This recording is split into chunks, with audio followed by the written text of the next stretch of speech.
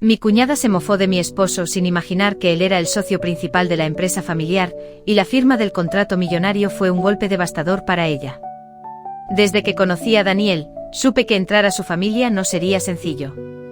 No porque fuera estrictamente una familia complicada, sino porque había algo oscuro, una tensión no resuelta que flotaba en el aire cada vez que nos reuníamos.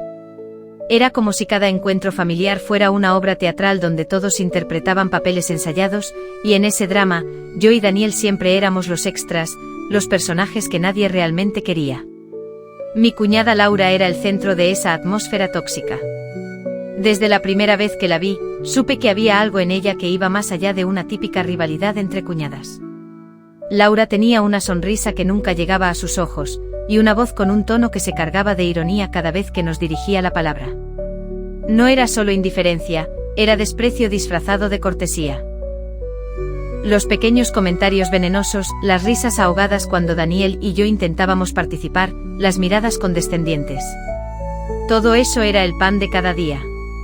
La historia de esa familia estaba marcada por rivalidades no solo entre hermanos, sino entre generaciones.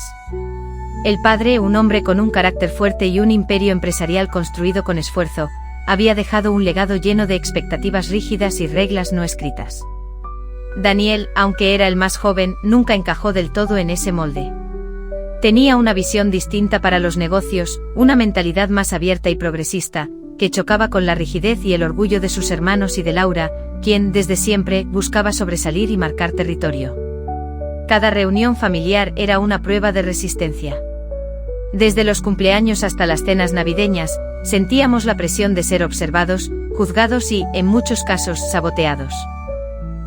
No importaba cuánto nos esforzáramos por encajar o ser amables, Laura siempre encontraba la forma de minimizar los logros de Daniel, de cuestionar nuestra relación o simplemente ignorarnos cuando le convenía. La forma en que nos relegaban era sutil, pero dolorosa. Nos sentaban en las mesas menos visibles, nos excluían de las conversaciones importantes, y cuando Daniel intentaba involucrarse en temas de negocios, sus opiniones eran desestimadas con un leve gesto o una sonrisa condescendiente. Era como si nuestra presencia fuera un recordatorio incómodo de que había una verdad que ellos no querían aceptar. Mis suegros, por su parte, parecían divididos entre el amor hacia sus hijos y una especie de ceguera voluntaria frente a las dinámicas tóxicas que los desgastaban. Por momentos mostraban cariño hacia Daniel, pero la mayoría de las veces se mantenían neutrales o evitaban intervenir. Esta falta de apoyo me hacía sentir aún más sola dentro de ese clan familiar. Para Daniel, el peso era doble. No solo debía lidiar con el desprecio de su hermana y sus parientes, sino también con la responsabilidad de mantener un equilibrio entre sus convicciones y las expectativas de un apellido que siempre había sido sinónimo de poder y control.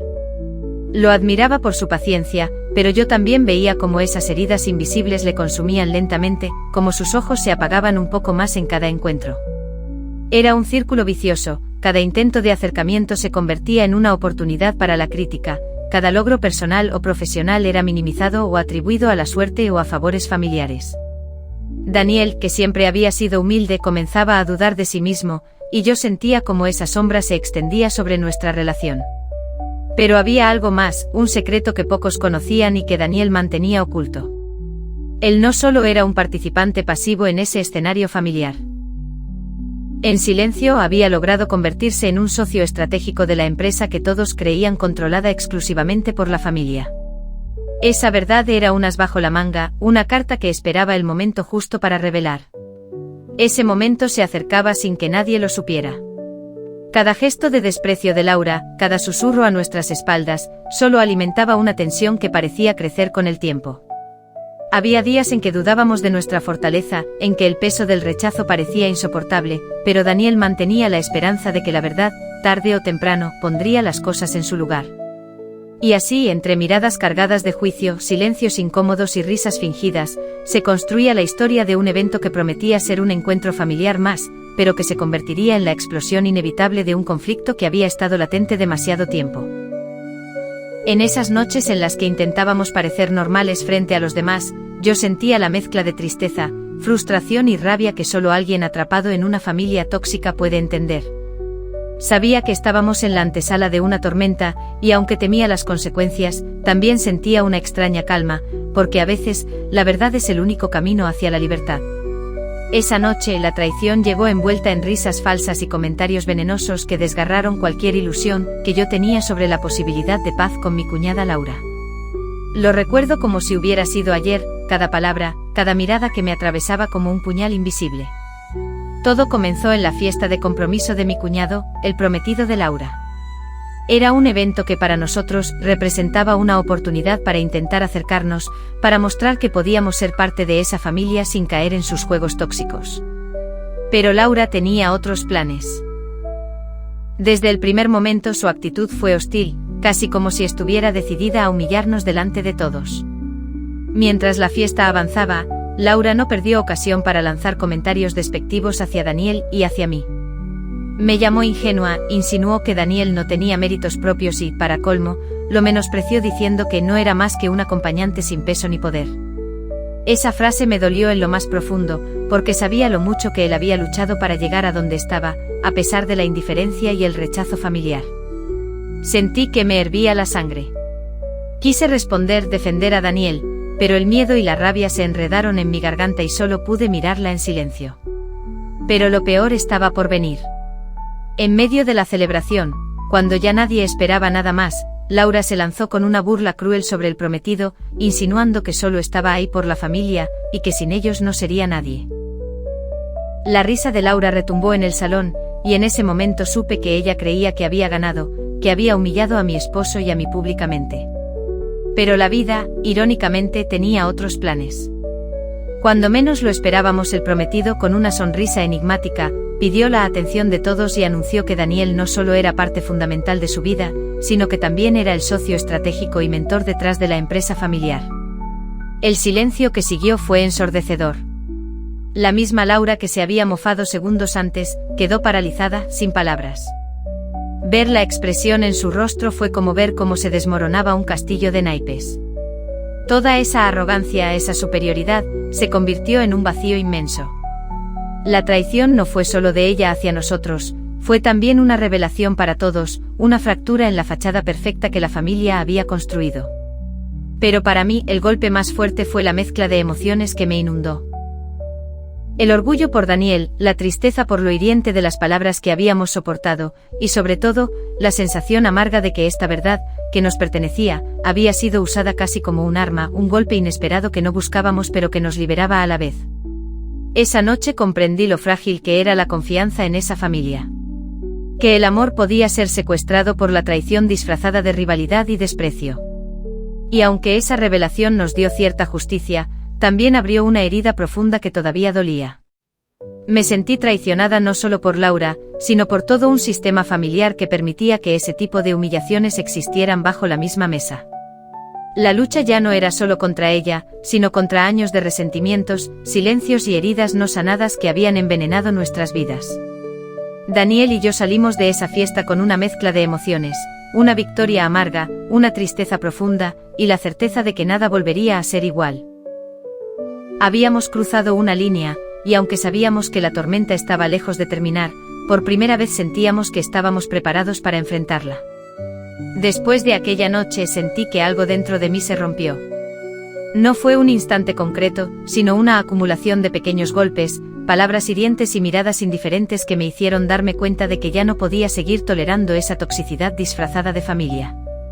Durante años había luchado por mantener la paz, por poner buena voluntad donde solo encontraba desprecio. Había intentado justificar a Laura, entender sus inseguridades, buscar razones para su comportamiento. Pero todo eso se desvaneció en pedazos cuando vi cómo, sin pudor, humillaba a Daniel frente a todos, sin importar el daño que causaba. Me despertaba cada día con un nudo en el pecho, preguntándome cómo habíamos llegado a esto. ¿Por qué la familia que supuestamente debería amarnos nos relegaba a un segundo plano? ¿Por qué yo me sentía constantemente vigilada, juzgada, menospreciada? Esos pensamientos eran como cuchillas, desgarrándome lentamente. La lealtad a la familia había sido siempre un valor inquebrantable para mí. Crecí creyendo que pase lo que pase, la sangre es lo primero, que la familia se defiende a toda costa. Pero esa lealtad se convirtió en una cárcel invisible, una obligación que me consumía y me impedía ser feliz. A medida que pasaban los días, sentía como esa cárcel me estrangulaba. Las pequeñas grietas en mi ánimo se convirtieron en fracturas profundas. Sentía rabia, tristeza, confusión. ¿Hasta cuándo iba a permitir que nos trataran como si no valíamos nada? ¿Hasta cuándo iba a aceptar que nuestra presencia fuera un problema, que nuestra voz fuera ignorada? Por primera vez empecé a preguntarme si el amor familiar debía doler tanto. Si el precio de la paz era resignarse a ser pisoteada, a soportar humillaciones constantes. Esa pregunta me llevó a un lugar oscuro, donde tuve que enfrentar mis propios miedos y dudas. La culpa era otro enemigo feroz. Me culpaba por haber confiado demasiado, por haber creído que el amor podía sanar heridas tan profundas. Me culpaba por sentirme incapaz de cambiar la dinámica familiar, por no haber sabido poner límites antes. La culpa me paralizaba, pero también me empujaba a buscar una salida. Daniel fue mi apoyo incondicional en ese proceso. Él veía el desgaste en mi mirada, la sombra de tristeza que se instalaba en mis silencios. Con paciencia me recordó que merecía respeto, que no estaba sola, que la verdadera familia es aquella que suma, no que resta. Finalmente llegó el momento en que comprendí que debía elegir, seguir soportando la toxicidad o defender nuestra paz y nuestra dignidad, aunque eso implicara romper con las expectativas familiares. No fue una decisión fácil. Temía el rechazo, el juicio, la soledad. Pero sabía que si no lo hacía, me perdería a mí misma en el camino.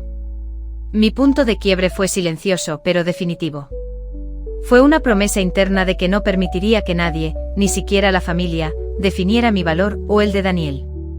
Que iba a proteger nuestra relación, nuestra salud emocional, y que pondría límites claros para evitar que nos dañaran más. Fue un acto de amor propio, de valentía y de liberación. Un paso hacia lo desconocido, pero necesario para poder sanar y crecer. Desde ese momento, no hubo vuelta atrás. Sabía que el camino sería difícil, que habría resistencias, pero también sabía que merecía vivir sin miedo, sin culpa, sin silencios que lastiman. Este fue el inicio de mi transformación, el momento en que decidí que, aunque doliera, la paz personal valía más que cualquier obligación impuesta por la sangre. Había llegado el momento que había estado posponiendo durante semanas, tal vez meses. La tensión que llevaba dentro era una tormenta lista para estallar. Sabía que enfrentar a Laura no sería fácil. Ella tenía el poder en nuestra familia, una mezcla de manipulación, orgullo y esa vena de crueldad disfrazada de sarcasmo que hacía daño sin que pareciera directo. Pero esta vez no podía quedarme callada.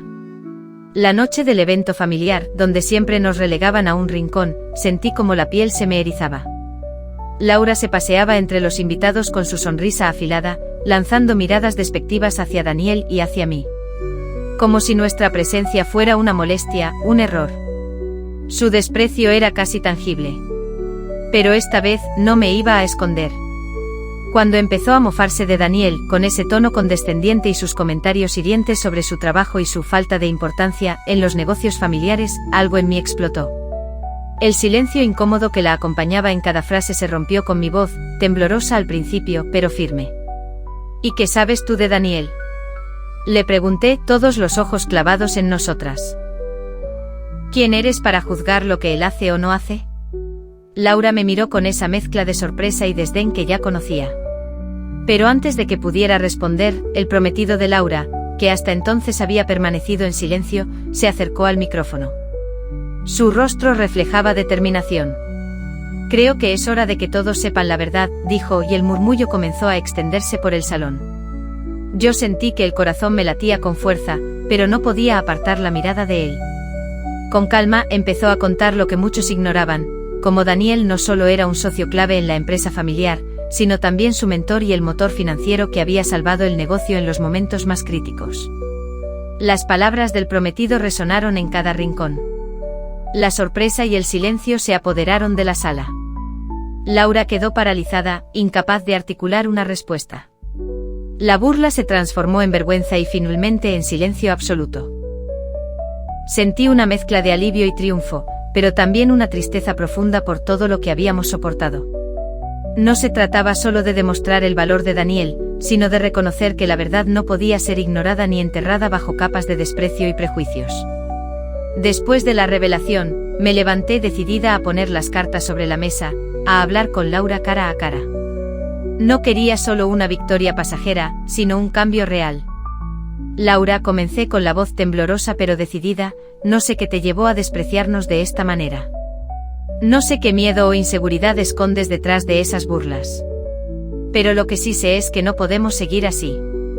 Ella me miró y por primera vez vi en sus ojos un destello de vulnerabilidad, una chispa que había estado apagada por años.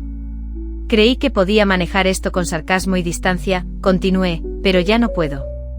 No voy a permitir que ni tú ni nadie nos menosprecie. Somos familia, pero no a cualquier precio. No a costa de nuestro bienestar. Las palabras salían de mí con una fuerza que ni siquiera sabía que tenía. En ese momento entendí que confrontar no era solo hablar, sino también mostrar mi verdad, mi dolor, mis límites. Laura bajó la mirada, y por primera vez sentí que quizá, solo quizá, había una posibilidad de diálogo real. Pero también sabía que esto era solo el comienzo. Que después de la confrontación venía la verdadera prueba, mantenernos firmes, sin dejar que el pasado ni la toxicidad nos arrastraran de nuevo.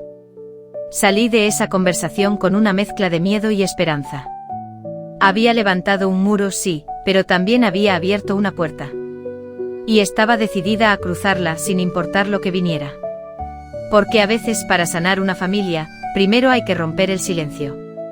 Y para romper el silencio hay que tener el valor de decir la verdad, aunque duela, aunque cambie todo. Después de la confrontación con Laura, algo en mí cambió para siempre. Por primera vez sentí que tenía derecho a defender mi espacio, mi paz, y la dignidad de mi esposo y la mía. Pero la verdad es que poner límites no fue un acto sencillo ni inmediato. Fue una batalla constante, un proceso en el que tuve que aprender a decir no, y a hacer que se respetara mi voz, incluso cuando parecía que el mundo familiar se resistía. La primera vez que decidí poner un límite claro fue en la siguiente reunión familiar. Había preparado mentalmente lo que quería decir, aunque sabía que iba a ser difícil. Cuando Laura empezó con sus habituales comentarios pasivo-agresivos, yo simplemente la interrumpí. Laura, ya no voy a tolerar que te refieras a Daniel o a mí con ese tono, dije, firme. Si quieres mantener una relación conmigo, necesito que me hables con respeto. Hubo un silencio incómodo. Algunos familiares intercambiaron miradas, como preguntándose si yo estaba perdiendo la cabeza. Pero yo sabía que no. Por primera vez estaba marcando un límite real, uno que exigía respeto y reconocimiento. Poner ese límite significó también empezar a protegernos emocionalmente. Aprendí a no responder a cada provocación, a no caer en la trampa de discutir por orgullo o por demostrar algo.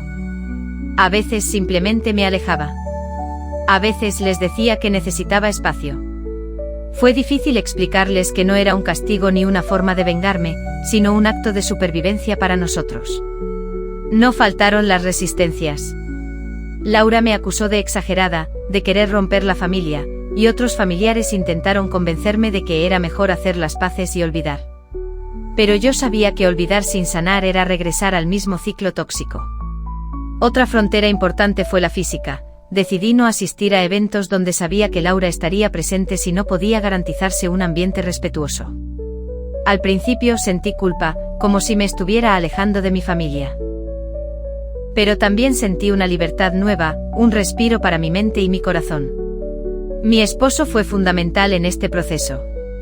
Él me apoyaba y me recordaba que merecíamos un trato digno, que la familia no debía ser sinónimo de dolor constante. Juntos construimos un espacio seguro, donde podíamos ser nosotros mismos sin miedo a las burlas o descalificaciones. Poner límites también me ayudó a reencontrarme conmigo misma. Empecé a reconocer qué cosas me hacían daño y a respetar mis emociones. Aprendí que no debía justificarme ni sentir culpa por proteger mi bienestar. Que decir no era un acto de amor propio y de respeto hacia quienes me rodean. Claro que hubo momentos de duda y debilidad. Hubo días en que extrañaba la familia que creía tener, cuando las heridas parecían abrirse más que cerrarse. Pero cada vez que sentía esa tentación de retroceder, recordaba la noche del evento, la humillación de Laura y la fuerza que encontré al decir basta.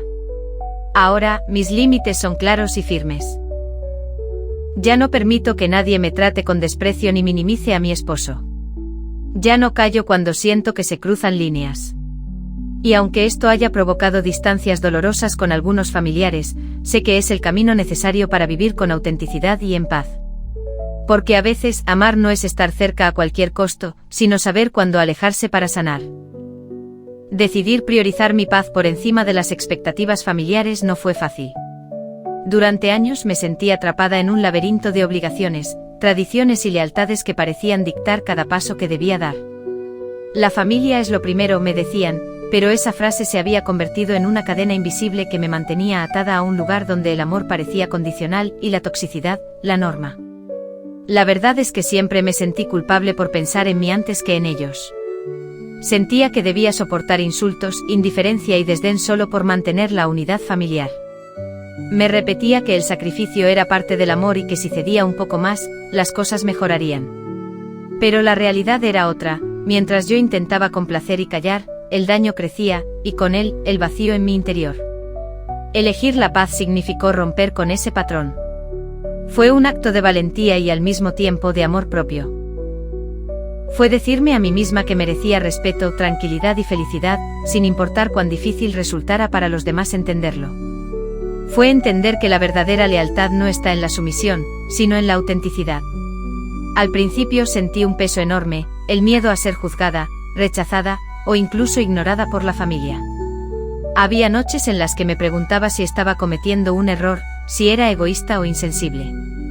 Pero cada vez que esa duda aparecía, recordaba la noche del evento, las palabras hirientes de mi cuñada, y cómo mi esposo y yo habíamos sido relegados, invisibilizados por años.